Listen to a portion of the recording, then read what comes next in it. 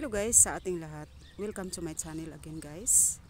Nandito tayo ngayon sa isang swimming pool at ang katabi mismo ay lake na paliguan ng maraming tao.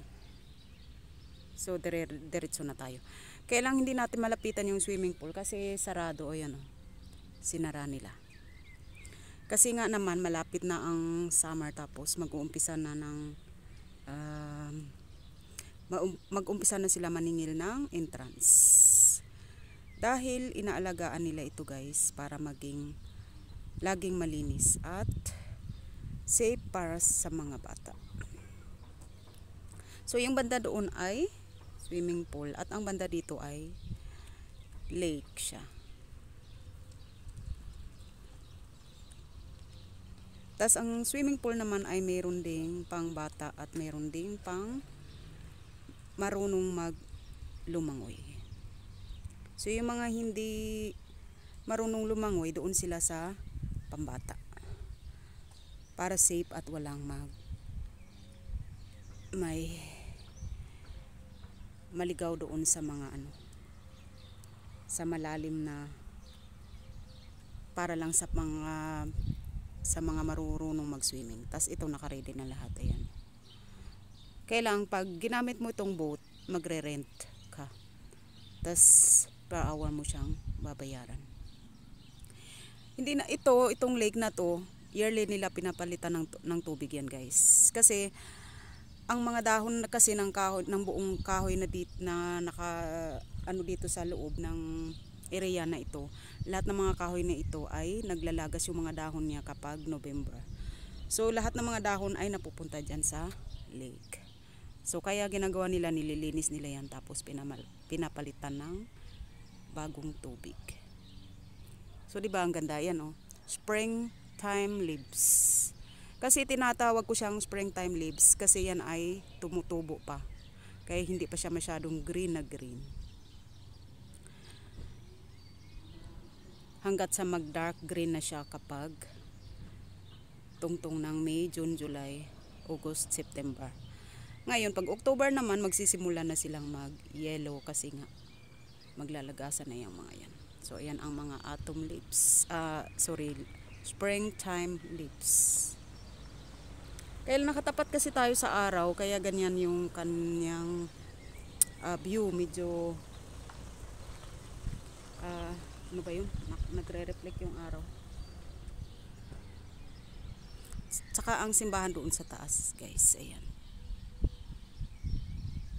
So pag nilakad mo yung simbahan, madali lang. Mga mula dito, nasa 8 minutes lang lakarin. Hanggang doon. So dito hindi pa ako talaga nakaligo kahit minsan. Dahil doon kami naliligo sa isang malapit doon sa amin na medyo yung mas mura yung entrance. Dito kasi mas mahal ang entrance. Dahil nga katabi ang swimming pool. So alam mo naman, siyempre budget tayo. So ngayon ipapakita ko ito uli mga 10 days or tingnan natin next 5 days kung makabisita tayo dito. Tapos i-vlog natin uli. So ang ganda ng boat, ganda ng kulay.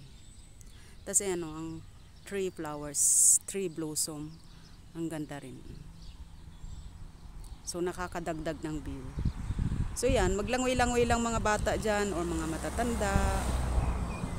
So yun, magbayad lang kayo ng entrance para kayo ay makalangoy dyan mula umaga hanggang gabi.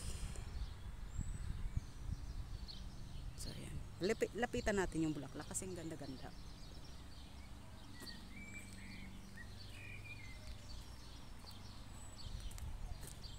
So, yan. Yan ang boat. Close pa sila ngayon kasi medyo malamig pa ang tubig. Nasa 16 degrees Celsius below. So, dahil ang temperature ngayon ay umaabot pa sa gabi ng 10 degrees Celsius. So, ang tubig is malamig din.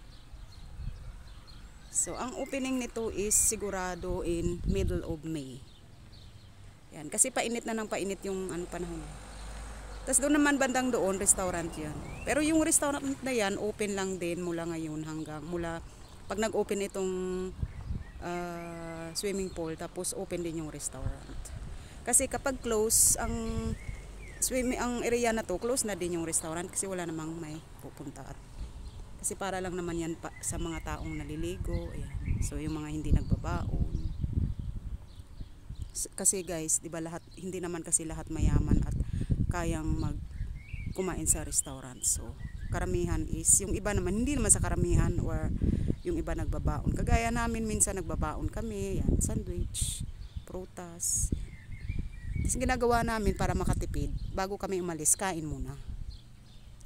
At least pag kumain ka muna, subusog kayo, hindi na ninyo kailangan kumain sa restaurant.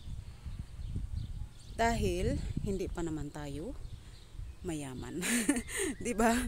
Kung mayaman tayo is walang problema, hindi natin kailangan magbaon, kain na lang ng kain sa restaurant kapag marami tayong budget. So yun guys, sa lahat ng mga gustong magbakasyon dito, ito ay nasa 300 kilometers hanggang Pinas City. So ayan. So ang ganda, gusto nyo maghiga-higa dito, ganyan. So, relax. Kaya lang kapag July, puno-puno ng tao ito. Magsimula ng July hanggang middle of September, laging puno ito ng tao. Puno-puno ito mga bata, lahat nagsiswimming dito. So, ang ganda, linis-linis. Oh, ayan.